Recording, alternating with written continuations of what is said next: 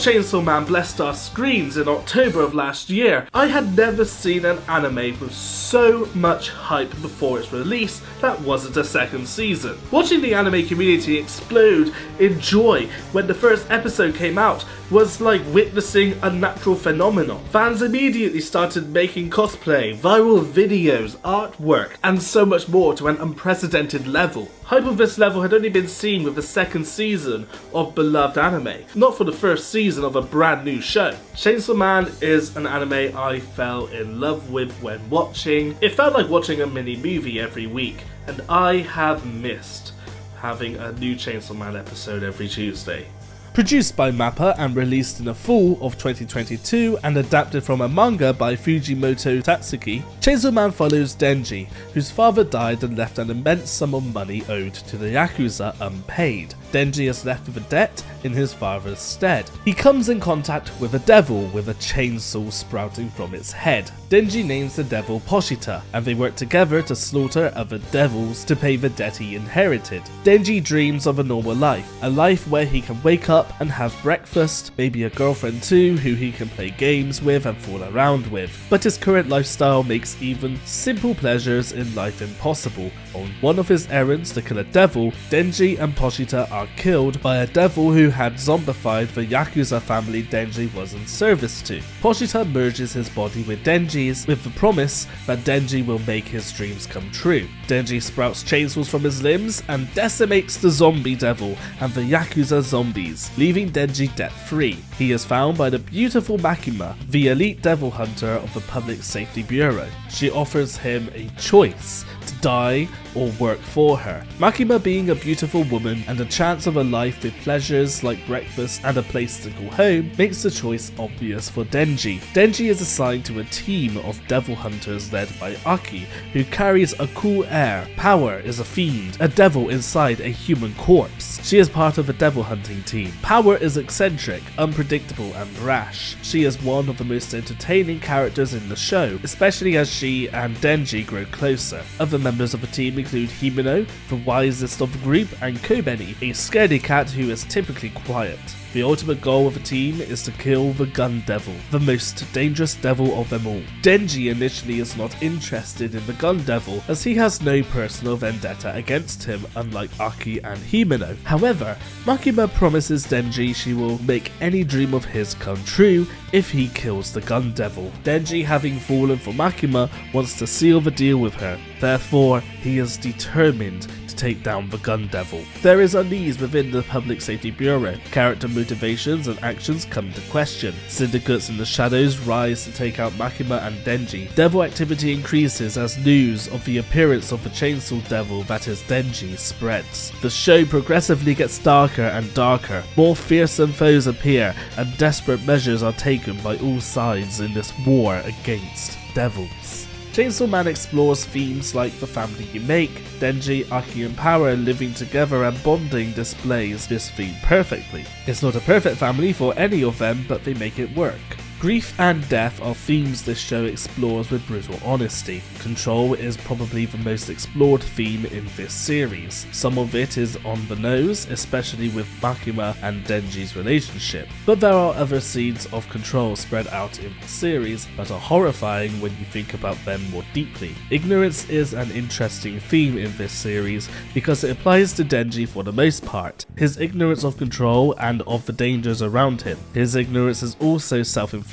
He chooses to remain ignorant. He wants to perceive something, for this example let's take Makima, in a specific way, and Denji selectively ignores aspects about her that would put her into question for anyone else. Chainsaw Man is an intelligent look into how we think and does not shy away from the ugly sides of how our minds work, the parts that we, the audience, would prefer to ignore. Chainsaw Man is an exhilarating anime with larger-than-life characters, mind-provoking themes, and great action. Adapting the manga's visual style would be a great challenge, since the style is perfectly molded to still panels. So MAPPA, the animation studio behind this show's incredible animation, decided to take Fujimoto's, the mangaka of Chainsaw Man, love of film to heart. They reimagined how sequences in the manga would look if they were shot on film. The OP sequence of this anime uses this style and even visually references movies that served as inspiration for Chainsaw Man.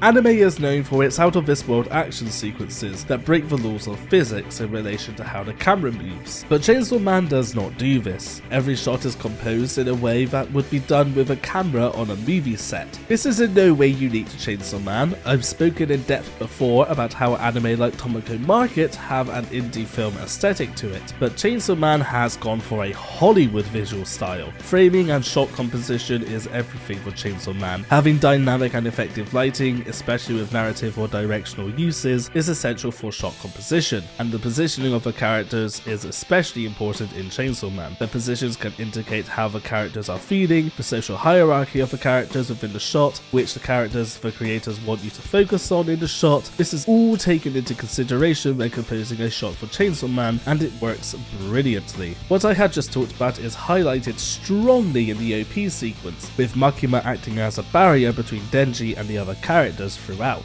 My favourite example of this is in the movie theatre sequence. Here, all the characters are positioned in ways that showcase their personalities. Kishibe is situated at the back of the room, demonstrating that he is untrusting. He will not risk being stabbed in the back.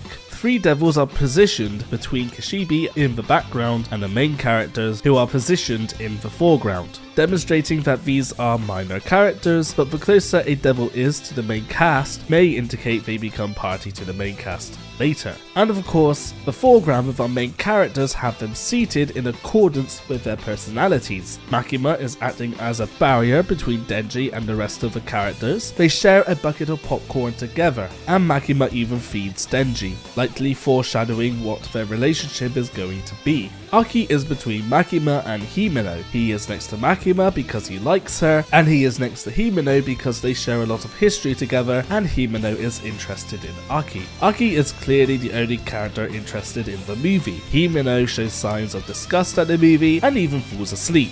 Next to her is Kobeni and Arari. Kobeni is shown to be squirming and gets up to leave. Arari does not do much of anything throughout the sequence. Power enters the scene and plumps her ass down where Kobeni was sitting, showing off her abrupt attitude. When Kobeni comes back, she just breaks down into tears. In this 9-second sequence that takes place with sudden time skips, we learn so much about their characters. This anime uses visual storytelling to its advantage in the most subtle ways, because you most definitely picked up on these things when watching the OP in the back of your mind, but drawing attention to it is where you start to realize just how ingenious these small creative decisions are. The character designs in Chainsaw Man are excellent. They are recognizable by their silhouette, which is something artists strive to accomplish for their characters. Their hair is color-coded, Makima's hair being red and Denji's being blonde for example. They carry themselves in unique ways, like Aki stands straight and tall, where Denji slouches and drags his feet behind him.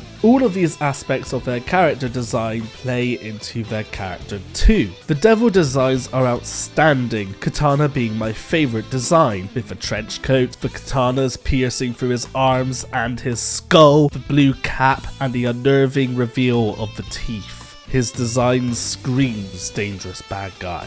The fluidity of the animation is on a level of its own. Many sequences are rotoscoped at a very high level of detail. That is a constant with this anime. High fluidity with high detail, and it's incredible. The action scenes take this a step further, like when Denji is fighting a giant bat devil in the city, the bat's devil fur is weaving, the animation shows that there is weight to its movements, with more drawings per second and elements indicating wind resistance. Denji being smaller and lighter allows for less resistance with his movements. There are smoke effects and dust particles, CGI blended into the scene. All of these elements combine to craft animation of this high caliber. The CGI in Chainsaw Man has been a point of contention. The first episode had a couple of shots where the CGI was not adequate. However, throughout the rest of the show, most people will not be able to identify when CGI CGI is being used. We are reaching a point where cel-shaded CGI is becoming indistinguishable from 2D animation, and with exception of the first episode, you need a good eye for CG to point any of it out for the most part. Chainsaw Man's animation is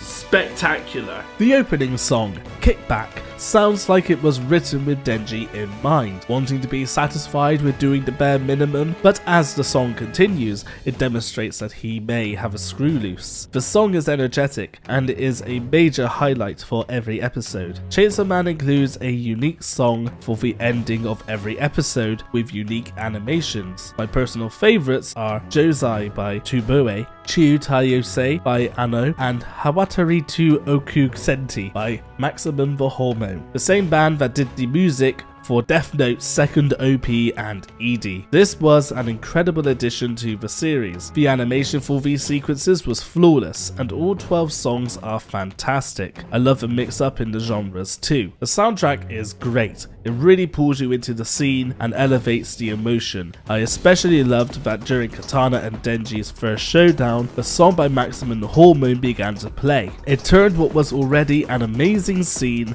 into an epic scene.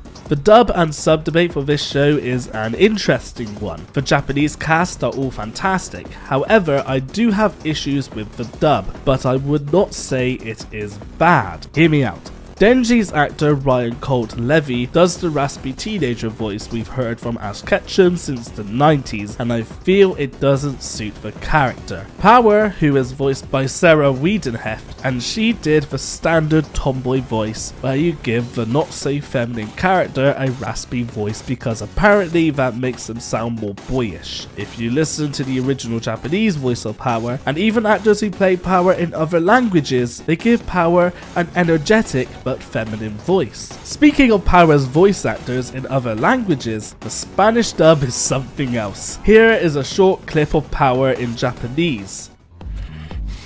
悪魔がよ、猫をよ、さらうなんてよ、んなことは許せねえよな。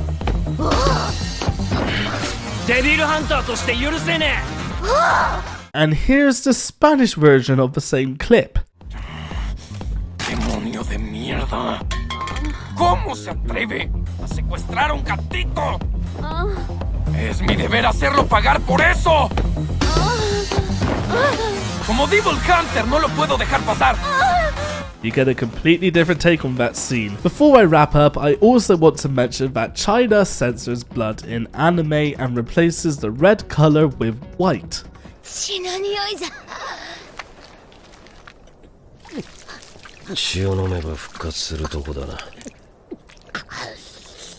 It changes Chainsaw Man from a masterpiece to a comedy just like that. Chainsaw Man is an incredible anime you need to watch right now. Well, since I finished reviewing the anime, I can read the manga. Bye! Please like and subscribe to my channel as well. Just do that. Bye.